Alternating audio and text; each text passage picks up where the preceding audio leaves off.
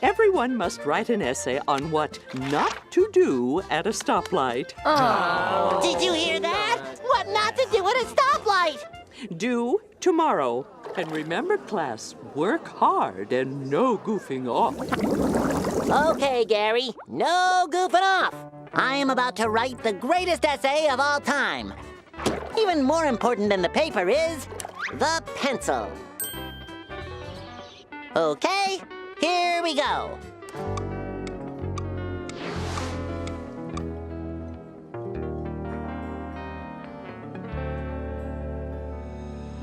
You remember that time at school when you had to learn for a test and suddenly everything would become interesting.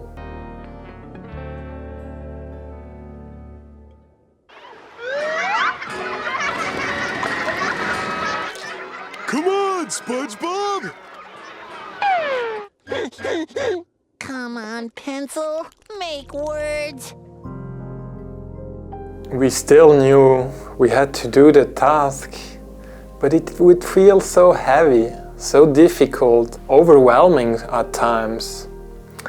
What if the problem wasn't the task itself, but that heavy, overwhelming feeling behind it? Today we're gonna talk about a way to address that problem. Okay, Mr. Essay, I say, prepare to be written.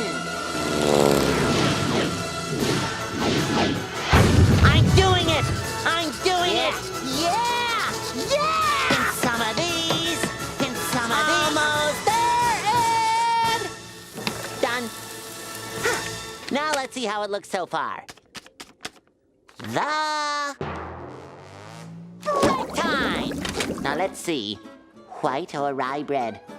Or pumpernickel? Gee, I guess it really depends on the meat inside.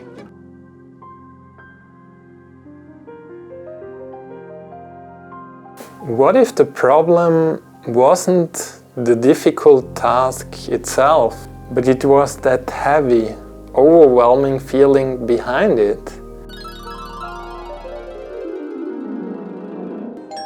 A visitor? For me? Hello. Package for Mr. SquarePants. Great, thanks. So, you like delivering mail? It puts bread on the table. Rye or pumpernickel? Ah! Oh, brother. So, do you deliver your own mail? Or do you have your own mail person? But then who delivers his mail? Is there a never-ending chain of mailmen delivering mail to other mailmen? Well, I guess a P.O. box could, in theory, break the chain. Don't you have a paper to write? How did he know I'm supposed to be writing an essay?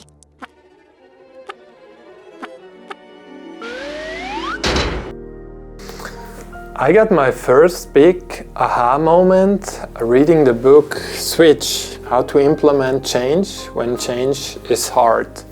They talk about how difficult behaviors can be changed. Usually there's a logical part, our mental brain involved in it, so basically our thoughts, but also an emotional part, our emotional body, our feeling in that moment. How do we perceive that change? And now, to make it with their metaphor, let's address the elephant in the room.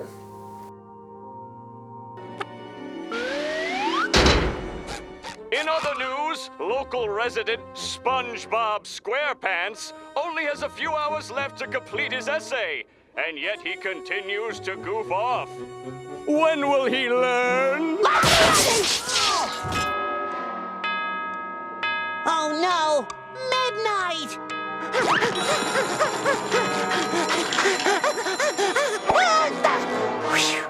That was a close call. Ah! My pants! Down here! You get up here! I gotta get back to work! Stop, pants! You get back here this instant! Pants!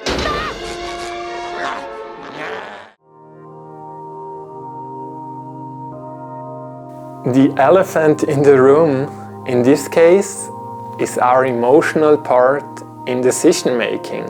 And our logical brain is just a rider on top trying to guide it. But we already know if the rider and the elephant want to go in different direction, it's always the elephant which is gonna win the race. So even if we know something should be done, if our emotional brain behind it is not in that direction, it's difficult. Instead of just focusing all our logic on the thinking, we should focus more on the emotional part, and that way resolve the underlying problem.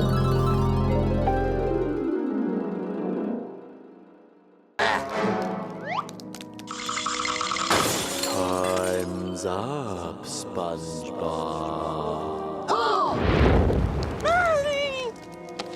Only 799 words to go. No! Ah!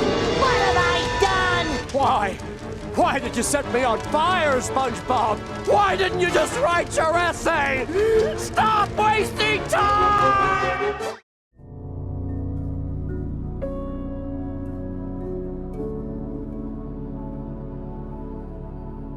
I would procrastinate many times. I still do sometimes, making these videos, starting YouTube. It was a big and overwhelming task, and it would feel heavy. So instead of just forcing myself or quit, I would try to stay with that feeling. I would give it all the space it needs, fully feeling it. How does it look in practice? Before starting a difficult task, I give myself some time without distraction to think about the task and to feel the emotion behind it. Feel that heavy, overwhelming feeling of difficulty. Sometimes it takes 2 minutes, sometimes it takes 5. But at some point, that emotion slowly feels a bit lighter, easier, and that way also the task is gonna be easier to get done. So instead of focusing all our logical thinking on it, try to shift, try to give the elephant some space and guide it into the same direction as the rider on top.